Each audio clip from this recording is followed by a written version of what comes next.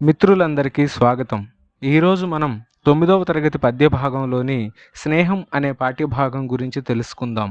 ప్రతి మనిషి జీవితంలో స్నేహానికి ఎంతో ప్రాధాన్యత ఉంటుంది. మనం ఎటువంటి స్నేహాన్ని ఎంచుకోవాలి, ఆ స్నేహం వల్ల ఎలాంటి ప్రయోజనాలు కలుగుతాయి అనే విషయాన్ని ఈ పాఠం ద్వారా తెలుసుకోబోతున్నాం.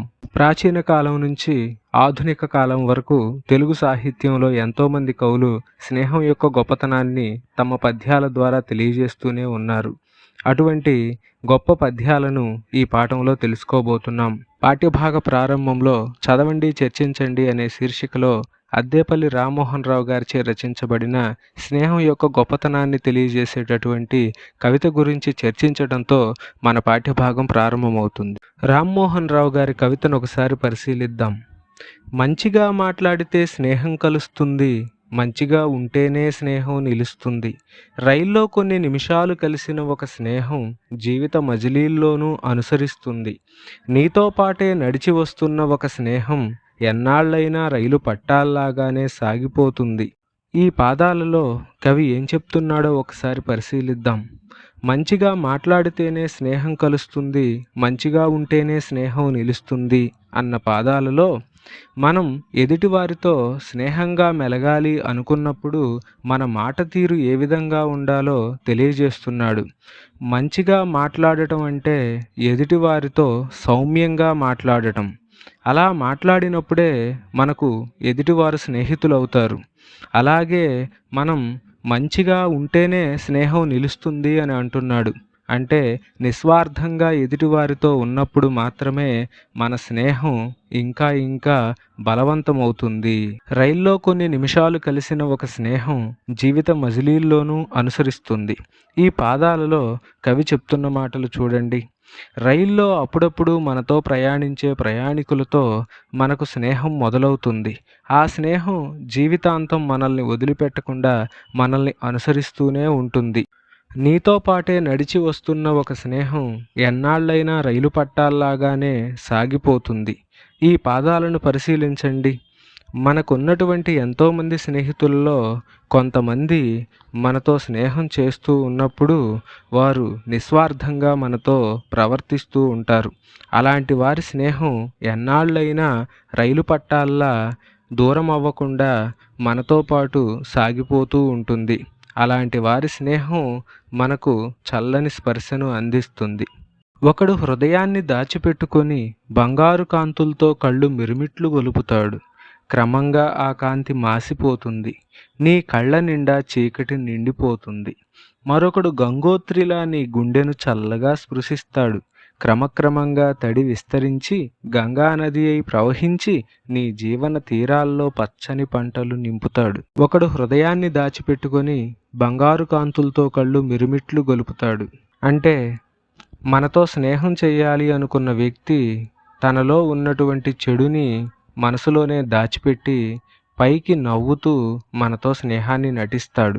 క్రమంగా ఆ కాంతి మాసిపోతుంది, నీ కళ్ళ నిండా చీకటి నిండిపోతుంది. అంటే రాను రాను అటువంటి వ్యక్తితో మనకున్నటువంటి స్నేహం తగ్గిపోతుందట. తరువాత ఇటువంటి వాడినా ఇన్నాళ్ళు మనం స్నేహితుడిగా భావించింది అని మనలో ఉన్న అజ్ఞానం మనల్ని బాధిస్తుందట. మరొకడు గంగోత్రిలా నీ గుండెను చల్లగా స్పృశిస్తాడు. క్రమక్రమంగా తడి విస్తరించి గంగానది అయి ప్రవహించి నీ జీవన తీరాల్లో పచ్చని పంటలు నింపుతాడు. ఒకడు తన మనసులో ఉన్న చెడుని దాచి స్నేహాన్ని నటిస్తే మరొకడు గంగోత్రిలా మన గుండెను చల్లగా స్పృశిస్తాడట. గంగోత్రి అంటే గంగానది. క్రమక్రమంగా తడి విస్తరించి అంటే క్రమక్రమంగా స్నేహం వృద్ధి చెంది గంగానది అయి ప్రవహించి ఆ స్నేహం ప్రవాహంగా మారి నీ జీవన తీరాల్లో పచ్చని పంటలు నింపుతాడు. అంటే మన జీవితంలో ఎన్నో మధురానుభూతులను తన వల్ల కలిగిస్తాడు. తను స్వచ్ఛమైన స్నేహాన్ని పంచుతాడు. స్నేహానికి కాలం అడ్డు కాదు. కొన్ని నెలల పాటు ఎక్కడో ఉన్న వసంతం పలకరించగానే కోకిలలా తరలి వస్తుంది. స్నేహం గీతమై తోటంతా అల్లుకుపోతుంది. స్నేహానికి దూరం అడ్డు కాదు. ఎక్కడో ఆకాశంలో మబ్బు కడుపులో కళ్ళు మూసుకొని కూర్చున్న నీటి బొట్టు ఆనంద భాష్పమై నేల ఒడిలో వాలుతుంది. ఈ పాదాలలో కవి ఏం చెప్తున్నాడో ఒకసారి పరిశీలిద్దాం. స్నేహానికి కాలం అడ్డు కాదట. నిజమైన స్నేహం ఎంతకాలం గడిచినా సజీవంగానే ఉంటుందని దీని అర్థం. కొన్ని నెలల పాటు ఎక్కడో ఉన్నా వసంతం పలకరించగానే కోకిల ఏ విధంగా అయితే తరలి వస్తుందో, అలాగే ఎంతో కాలం స్నేహితులకు దూరంగా ఉన్న నిజమైన స్నేహం ఎప్పుడూ మనల్ని అంటిపెట్టుకొనే ఉంటుందట. వసంత మాసం వచ్చినప్పుడు కోకిల ఏ విధంగా తరలి వచ్చి మనకి మధురగానం వినిపిస్తుందో, అలాగే మనకు అవసరమైనప్పుడు, మనం కష్టాలలో ఉన్నప్పుడు ఖచ్చితంగా స్వచ్ఛమైన స్నేహం మనల్ని వెతుక్కుంటూ వస్తుందట. అలాంటి స్నేహం కోకిల గీతంలా మనల్ని సంతోషపరుస్తూ, మనల్ని కష్టాల నుండి బయటపడేస్తూ మన జీవితంతో మమేకమవుతుందట. స్నేహానికి దూరం అడ్డు కాదట. మన స్నేహితులు మనకు ఎంత దూరాన ఉన్నా మన మధ్య స్నేహం అలాగే సజీవంగా ఉంటుందట. ఎక్కడో దూరాన ఆకాశంలో ఉన్న మేఘంలోని నీటి బొట్టు ఆనంద భాష్పంగా మారి నేల ఒడిపై వాలుతుంది కదా.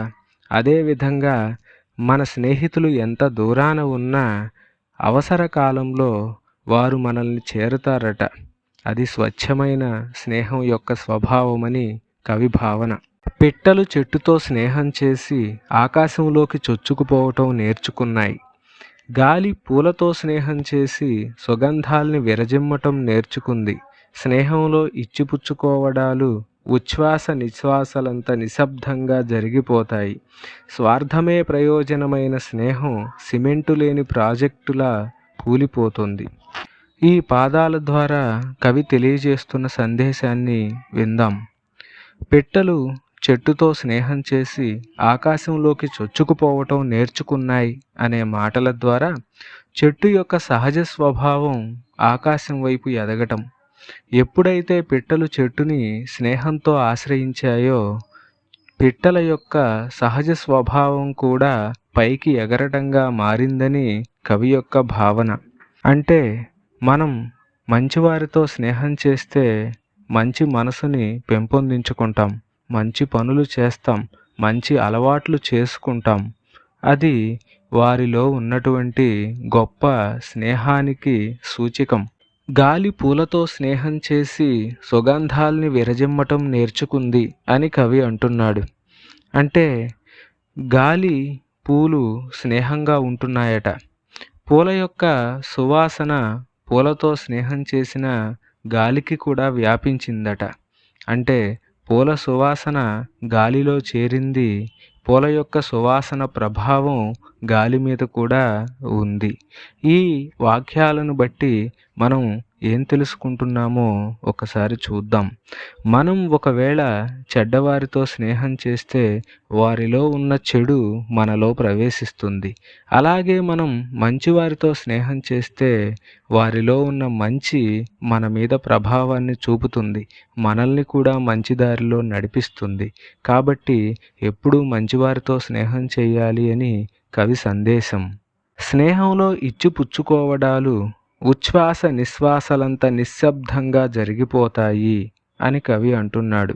అంటే స్నేహం స్నేహితుల మధ్య ఎంత మధురానుభూతులను పంచుతుందంటే, ఒకరి కష్టాలు మరొకరి కష్టాలుగా భావించబడతాయట, ఒకరి ఇష్టాలు మరొకరి ఇష్టాలుగా భావించబడతాయట. స్వచ్ఛమైన స్నేహితుల మధ్య ఇచ్చిపుచ్చుకోవటం అనేది సర్వసాధారణమైన విషయం అని కవి అంటున్నాడు. స్వార్థమే ప్రయోజనమైన స్నేహం సిమెంటు లేని ప్రాజెక్టులా కూలిపోతుందట. స్నేహంలో ఎప్పుడైతే స్వార్థం ప్రవేశిస్తుందో అప్పుడు ఆ స్నేహం బలహీనమవుతుంది అని కవి ఉద్దేశం. బలహీనమైన స్నేహం కలకాలం నిలబడదు అనేది వాస్తవం. స్నేహం ఒక బిందువు దగ్గర ఆగిపోయే పరుగు కాదు, తనని తాను విశాలం చేసుకుంటూ సాగిపోయే వాగు. స్నేహం ఏ గమ్యానికి తీసుకుపోయే విమానం కాదు, అడుగులో అడుగు కలిపి నడిచే నిరంతర అనుభూతి. స్నేహం అనేది మనిషిలో లీనమైపోగల నీ శక్తిని నువ్వు పరీక్షించుకునే సాధనం. స్నేహం అనేది నువ్వు ఇంకొకడికిచ్చే కానుక కాదు, ఇంకొకడిలో నిన్ను నువ్వు చూసుకునే నిలువెత్తు దర్పణం. ఈ పాదాలలో కవి ఏం చెప్తున్నాడో ఒకసారి పరిశీలిద్దాం. స్నేహం అనేది ఒక బిందువు దగ్గర ఆగిపోయే పరుగు కాదు అని అంటున్నాడు. అంటే పరుగు పందానికి ప్రారంభ స్థానం, ముగింపు స్థానం అని ముందే నిర్దేశించుకుంటాం. స్నేహానికి అలా ముగింపు స్థానం అనేవి ఉండవట. స్నేహం ఆగిపోయేటటువంటి పరుగు పందెం లాంటిది కాదట. అలాంటిదే అయితే అది అసలు స్వచ్ఛమైన స్నేహమే కాదట. స్వచ్ఛమైన స్నేహం ఆగిపోయే అవకాశమే లేదట. అది జీవితాంతం మనతో పాటు సాగిపోతూ ఉంటుందట. అటువంటి గొప్ప స్నేహం అంతకంతకు పెరుగుతూ సాగిపోయే వాగులా మనల్ని ముందుకు నడిపిస్తూ మనతో పాటు సంతోషంగా నడుస్తూ ఉంటుందట. స్నేహం అనేది మనల్ని గమ్యానికి చేర్చి వెళ్ళిపోయే విమానం లాంటిది కాదట. మనతో పాటు అడుగు కలిపి నిరంతరం మనకు అనుభూతిని కలిగిస్తూ మనతో సాగిపోయేటటువంటిదట. అదే గొప్ప స్నేహం. స్నేహం అనేది మనిషిలో లీనమైపోగల నీ శక్తిని నువ్వు పరీక్షించుకునే సాధనం అని కవి అంటున్నాడు. స్నేహం అనేది మన ఆలోచనా శక్తిని మన స్నేహితులలో లీనం చేయడానికి ఉపకరించే గొప్ప సాధనమట. స్నేహం అనేది మనం మన స్నేహితులకు ఇచ్చే కానుక కాదట. మన స్నేహితులలో మనల్ని మనం చూసుకోవటానికి ఉపయోగపడే నిలువెత్తు దర్పణం లాంటిదే ఈ స్వచ్ఛమైన స్నేహమట. ఈ వాక్యాల ద్వారా కవి మన స్నేహితులతో మనకు స్నేహం బలపడ్డాక మనలో వారి ఆలోచనలు, వారిలో మన ఆలోచనలు అందరికీ దర్శనమిస్తాయని చెప్తున్నాడు.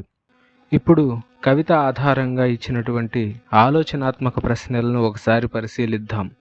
మొదటి ప్రశ్న, కవి స్నేహాన్ని ఏ ఏ అంశాలతో పోల్చారు? మనం కవితను పరిశీలించినప్పుడు మనకు ఈ విషయం అర్థమవుతుంది. కవి స్నేహాన్ని పక్కపక్కనే సాగిపోయే రైలు పట్టాలతో పోల్చారు, పవిత్రమైన గంగానదితో పోల్చారు, వసంత ఋతువు రాగానే పలకరించే కోకిలతో, ఎక్కడో ఆకాశంలో ఉన్న నీటి బొట్టుతో, జీవితాంతం మనసుకు ఆనందాన్నిచ్చే గీతంతో పోల్చారు. రెండవ ప్రశ్న, నీవు స్నేహం చేయాలి అనుకునే వ్యక్తిలో ఎలాంటి లక్షణాలు ఉండాలి అని భావిస్తున్నావు?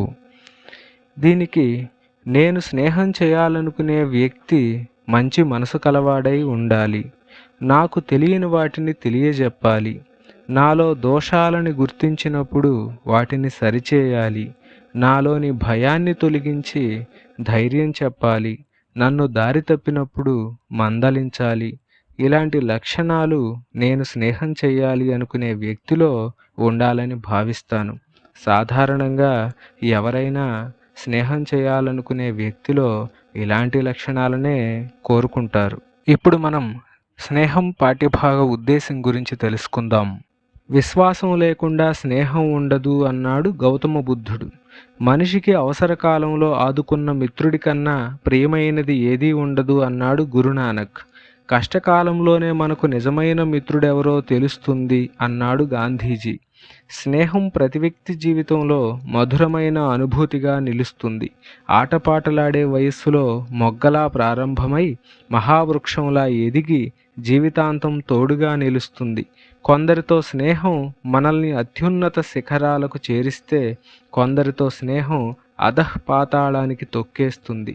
ప్రతి మనిషి జీవితంలో గొప్ప పాత్ర వహించేది స్నేహమైనప్పుడు మనం ఎటువంటి స్నేహాన్ని ఎంచుకోవాలో, ఆ స్నేహం వల్ల కలిగే ప్రయోజనాలేవో విద్యార్థులకు తెలియజేయటమే ఈ పాఠ్యభాగం యొక్క ఉద్దేశం.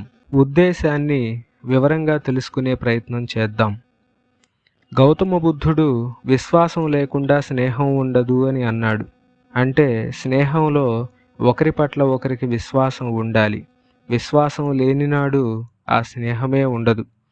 అలాగే గురునానక్ గారు స్నేహం గురించి మనిషికి అవసర కాలంలో ఆదుకున్న మిత్రుడి కన్నా ప్రియమైనది ఏదీ ఉండదు అని అన్నాడు. అంటే మనకు అవసరమైనప్పుడు మనల్ని ఆదుకునే మిత్రుడి కంటే ఇంకేదీ గొప్పది కాదు ఈ లోకంలో అని భావన. కష్టకాలంలోనే మనకు నిజమైన మిత్రుడెవరో తెలుస్తుంది అన్నాడు గాంధీజీ. స్వచ్ఛమైన స్నేహం తన స్నేహితుని కోసం ప్రాణాలను కూడా అర్పిస్తుంది అని అంటారు. దీనిని బట్టి మనకు కష్టం వచ్చినప్పుడు మనతో ఎవరైతే కలిసి ఉంటారో, మనతో ఎవరైతే కలిసి నడుస్తారో అతడే నిజమైన మిత్రుడు అనే విషయం గాంధీజీ మాటల ద్వారా తెలుస్తుంది. అయితే ప్రతి వ్యక్తి జీవితంలోనూ స్నేహం మధురమైనటువంటి అనుభవాలను పంచుతుంది. బాల్యంలో ఆటపాటలతో మొదలయ్యే స్నేహం పెద్దయ్యే కొద్దీ మహావృక్షంలా ఎదిగి జీవితాంతం మనకు తోడుంటుందట. కొందరితో స్నేహం చేస్తే మనం గొప్ప స్థాయికి ఎదుగుతామట. మరికొందరితో స్నేహం చేస్తే పాతాళానికి దిగజారుతామట. అంటే గొప్పవారితో స్నేహం చేస్తే గొప్ప స్థాయికి ఎదుగుతాము, చెడ్డవారితో స్నేహం చేస్తే మనం ఉన్న స్థానాన్ని కూడా కోల్పోతాము అని ఈ మాటల యొక్క భావం. ప్రతి మనిషి జీవితంలో స్నేహానికి ప్రాధాన్యత ఉంటుంది. అయితే మనం ఎటువంటి స్నేహాన్ని ఎంచుకోవాలో, స్నేహాన్ని ఎంచుకునేటప్పుడు గొప్పవారి స్నేహాన్ని ఎంచుకోవటం వల్ల ఎటువంటి ప్రయోజనాలు కలుగుతాయో ఈ పాఠం ద్వారా మనం తెలుసుకోవచ్చు. స్నేహం అనే పాఠ్యభాగం పద్య ప్రక్రియకు చెందినది. సాహిత్య ప్రక్రియల్లో విశిష్టమైనది పద్యం. ఇది ఛందోబద్ధమైనది, లయాత్మకంగా గానయోగ్యంగా ఉంటుంది, ధారణకు అనువుగానూ ఉంటుంది. అందుకే మన ప్రాచీన కవులు మొదలు ఆధునిక కవుల వరకు పద్యరచనకు ప్రాధాన్యతనిచ్చారు. కవి తన రచనలలోని భావ వ్యక్తీకరణకు అనువుగా కొన్ని ప్రత్యేక పద్య శైలులు ఎంచుకుంటాడట. ఉద్ధతికి విక్రీడిత పద్యాలు, సుకుమారతకు మాలా పద్యాలు, తాత్విక భావాలకు గీత పద్యాలు, పుష్పాపచయాది సందర్భాలకు రగడలు, పంచచామరాలు మొదలైన పద్యరీతులు కావ్యాలలో శోభిస్తాయి. ఇప్పుడు పద్య ప్రక్రియ గురించి మరికొంత సమాచారం తెలుసుకుందాం.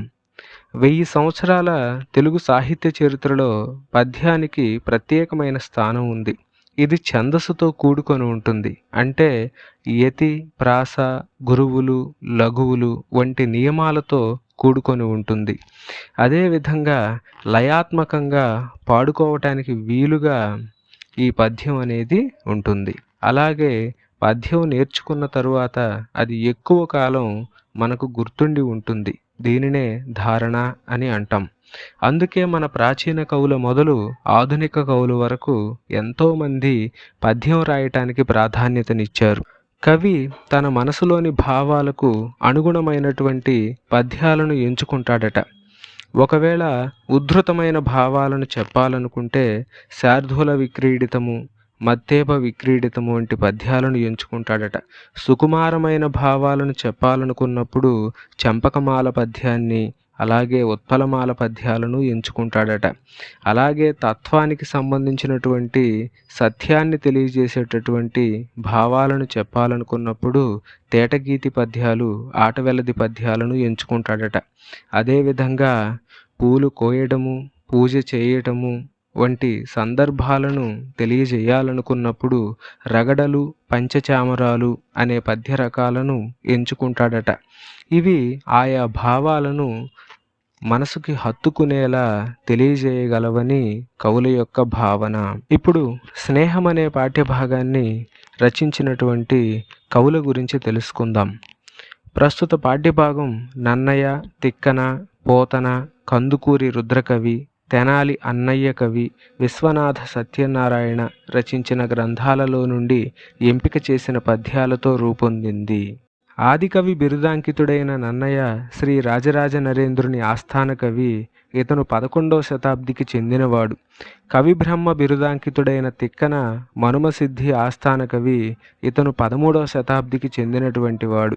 ప్రజాకవి బిరుదాంకితుడైన బమ్మెర పోతన 15వ శతాబ్దికి చెందినవాడు. సుగ్రీవ విజయం యక్షగానకర్త కందుకూరి రుద్రకవి 16వ శతాబ్దికి చెందినవాడు.